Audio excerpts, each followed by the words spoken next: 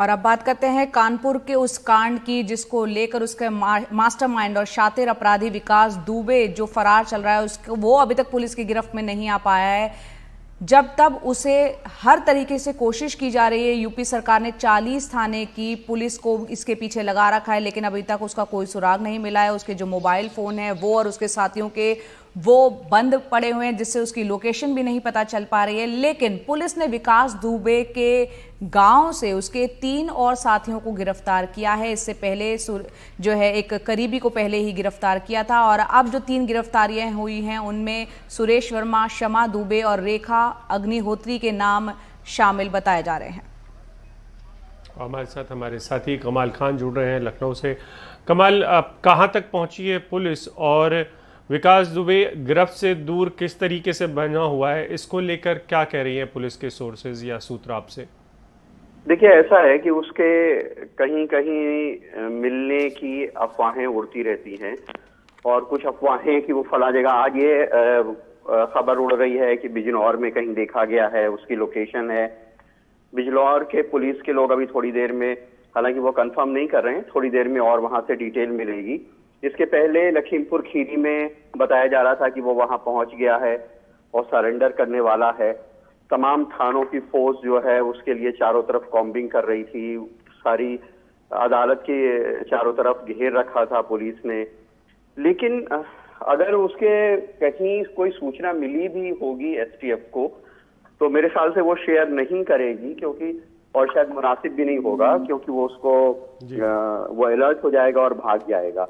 तो फिलहाल जो उस कांड में शामिल होने के आरोपी 3 लोग हैं गांव के, उनको पुलिस ने गिरफ्तार कर लिया है। उसके एरिया के थाने के कुछ सिपाही घायल हो गए हैं और कुछ उसको ढूंढने की जो मुहिम है उसमें लगे हुए हैं। इसलिए आज उस थाने में 10 सिपाहियों की और पोस्टिंग कर दी गई है ताकि वहां पे पुलिस की कमी ना होने पाए। और एसटीएफ की टीमें एसटीएफ के आईजी के नेतृत्व में भी लगी हुई हैं और 40 थानों की फोर्स है जो उसको ढूंढ रही है। कई जगह रेड हो रही है, उसके बहुत सारे रिश्तेदारों के यहाँ भी पूछताछ हो रही है जी। लखनऊ में भी उसके जो रिश्तेदार हैं उनसे विकास दुबे के जितने भी रिश्तेदार हैं सबके फोन नंबर, पते वगैरह लेकर के पुलिस गई है।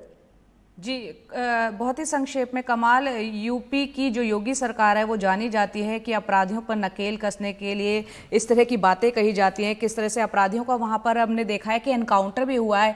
इतना बड़ा इनामी बदमाश और पुलिस कर्मियों की हत्या कर दी गई है, क्यों इतने दिनों तक गिरफ्त से दूर है? क्योंकि ये काफी लंबे वक्त से जो है मामला चल रहा है। 60 से ज्यादा केस हैं विकास दुबे पर। देखिए, पहले तो जाहिर सी बात है कि जब तक अलग अलग पार्टियों की जो सरकारें सत्ता में रही हैं, सत्ता में बैठे हुए लोग और पुलिस के लोग अगर उसको संरक्षण नहीं देते तो विकास दुबे इतने दिनों में ये नहीं कर पाता। 2001 में जो थाने में उसके ऊपर आरोप था कि एक राज्य मंत्री की घुस के हत्या की, उसमें थाने के 30 पुलिस वाले गवाह थे, लेकिन किसी ने भी गवाही नहीं दी उसके खिलाफ और वो बरी हो गए उस केस में।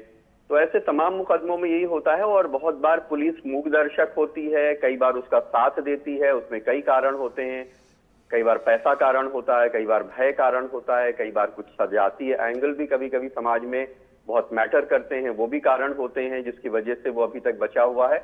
और उसके हमदर्द जरूर होंगे जो उसको छुपा रहे होंगे इस वक्त।